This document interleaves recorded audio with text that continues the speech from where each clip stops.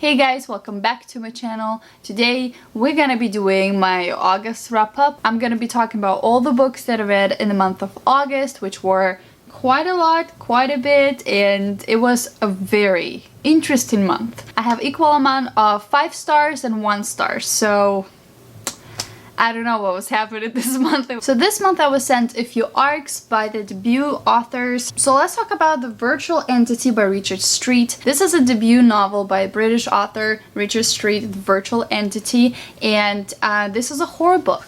This story follows a young couple who moves into a new town, a new house, and the house is very old and needs some work, and the couple is greeted with this ghost that is showing up in the house and they don't know what to expect. Plus the couple buys a VR set to help them renovate the house, and there's some stuff wrong with that VR set. So the couple is greeted by a brand new entity that is destroying their lives, and they're trying to seek help. What I really liked about the story is Richard Street's writing. He really made me feel like I am walking through the streets of this small English town. The antique shops, the pubs, all of this atmosphere felt so interesting, so great.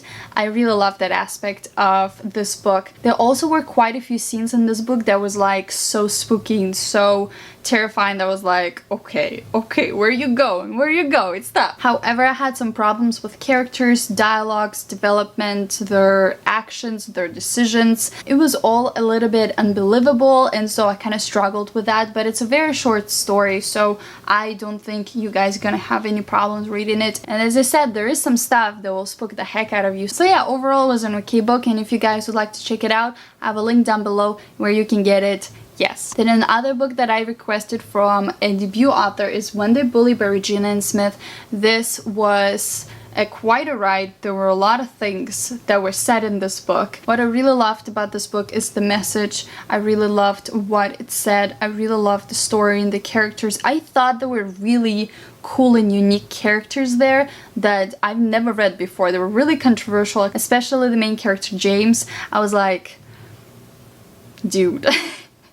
What are you doing? Trigger warning for a few things. There is murder, there's death, there is violent scenes, there is animal cruelty, there is a lot of bullying and just like discrimination scenes that you can witness. So yeah, overall Regina let me know that she's gonna still work on her book and make it a little bit like bigger. She was gonna expand on the story because there was still a lot of some background issues. If you guys are interested to check in this book, it's gonna be down below as always. Next, let's talk about 2 books that I gave 1 star to, also known as my Idnfs. We have The Monstromologist by Ricky Yancey and The First 15 Lives of Harry August. Okay, let's start with this one. I was so hyped up about the premise of the book. I was so invested in, you know, the guy reliving his life over and over again, and I thought so many years of experience and just life lessons could teach you and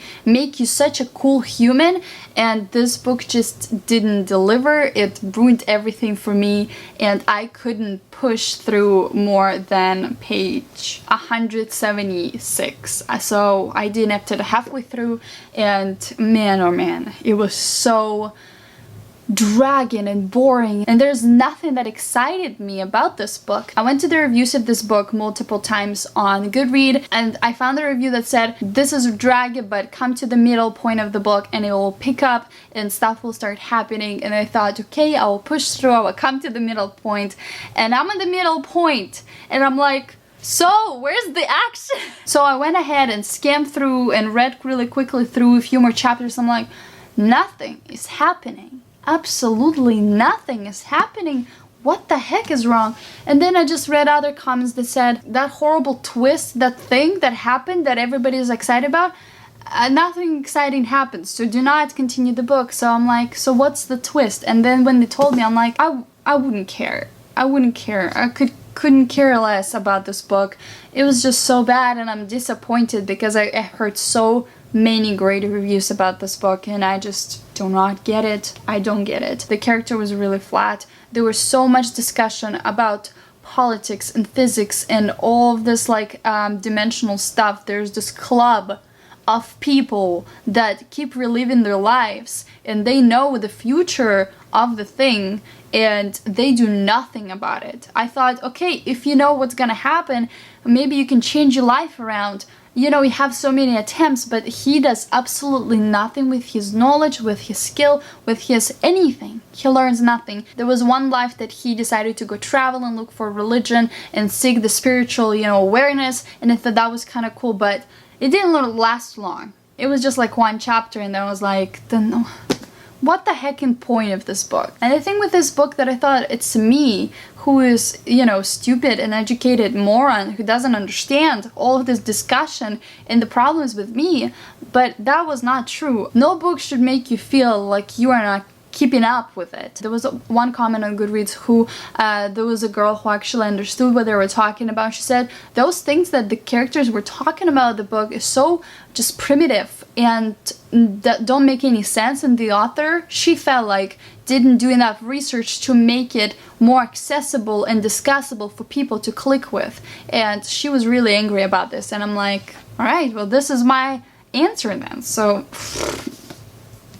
do not recommend it. I DNF'd this book at almost half point, and the chapter 2, it was right here. At first I was really entertained, and the writing in both of these are kind of similar, and so at first I was kind of enjoying it, and there were some horror and grotesque parts that didn't bother me much until they started bothering much. I could see how teenage boys will enjoy this book. This book follows this young guy who his parents died, and he is now under supervision of this crazy scientist who is researching these monsters that invaded their place. What really bothered me about this book is how freaking mean that scientist was to this guy. It was so unfair, and I just couldn't read about this guy just abusing him in so many ways. This young boy, Will Henry, is being so neglected, and he's trying to just care for this doctor that everything he says is snap to, Will Henry, snap to, let's get to the business. I swear to God, I felt like I'm reading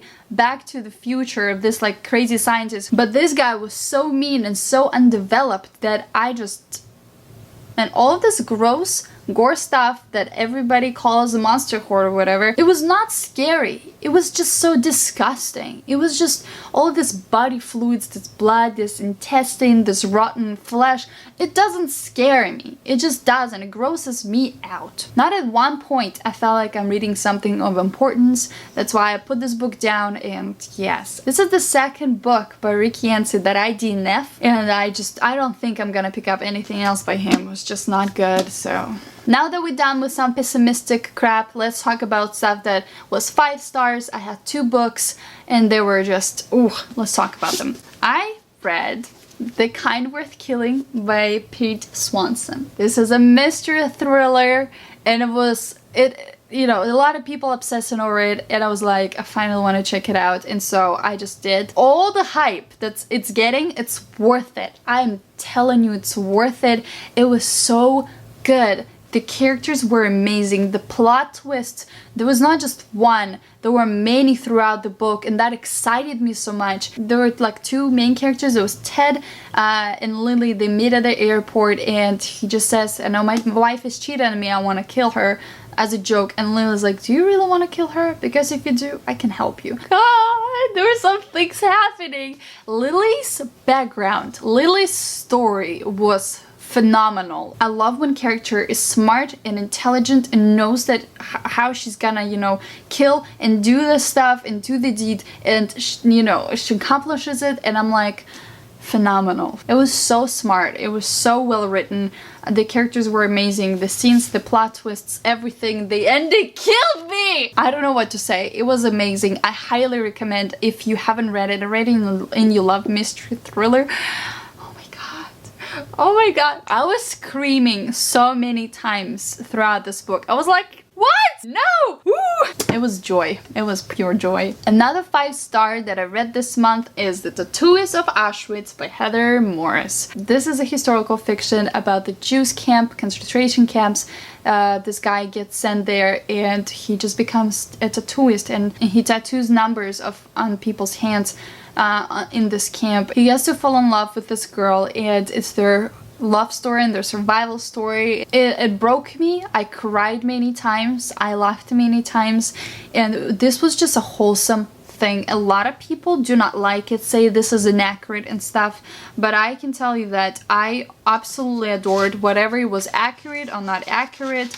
I don't care. There's a few maps. There's what was happening with countries during World War II, and there's also a map of the concentration camp where there were, and it's all in German, but you can see that where it says crematoriums and their living stuff, and my gosh, those men went through a lot. And there's also pictures of the main characters, but I'm not gonna show you because I think it's cool to find all of this out when you read the book. I do not really read a lot of love stories and romance, but this one was a powerful one, and I thoroughly enjoyed it. Great writing. Heather Morris has another book that's called Silka's Journey, I think, and I'm getting that book. I'm reading it. It's one of the characters in this book, so I'm excited to see where she went after the war and what happened to her. So highly recommend if you love historical fiction or romance. It's great. And then the last book that I finished this month that I really want to talk about, because I'm so perplexed with everything right now. I'm doubting my whole life right now at this point, okay? I read Elantris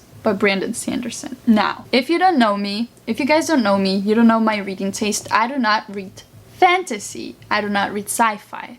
I do not click with those genres. Everything I read so far was just not good, but not decent. To be completely honest, I have not read a lot of good stuff. I have not read great stuff, okay? And then I decided finally to pick up something by Brandon Sanderson. Now, a lot of people who love Brandon Sanderson say that Elantris was one of the weakest books because it was his first book he ever wrote. When I started reading this book, I felt so lost in just what is happening. It's a brand new world with a brand new vocabulary. There is so many words to describe everything, so many characters with different names, and all of it sounds like Shiod or like Elantris, Kai, Raoden, Galadon, Ihon, whatever, Ion. So I got to chapter 18 and I put the book down. I didn't DNF it. I just put it down because I was just getting a little bit overwhelmed.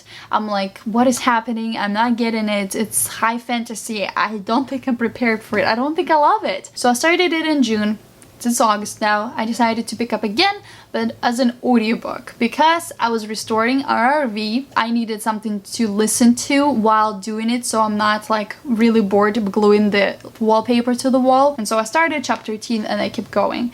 And I kid you not, the entire restoring the RV experience was so much more pleasant, and I was actually looking forward to going and doing it every single day for like a few days because of the audiobook, because I was so invested. After like a middle point of the book, I started remembering and memorizing all of the new vocabulary of the world rules, what the magic is, who are the characters' names, and what they are like, and I started enjoying the book so much more because I was starting like understanding what they were talking about. And I finished the book yesterday and I was like, I want more.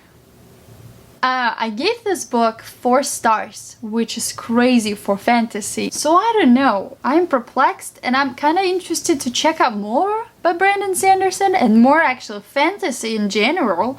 So that was an interesting experience. So there you go, guys. This is my August wrap up. Let me know if you read any of these books and what you thought about it. How did your reading month went? And yeah, thank you guys so much for watching, and I'll see you next one. Bye!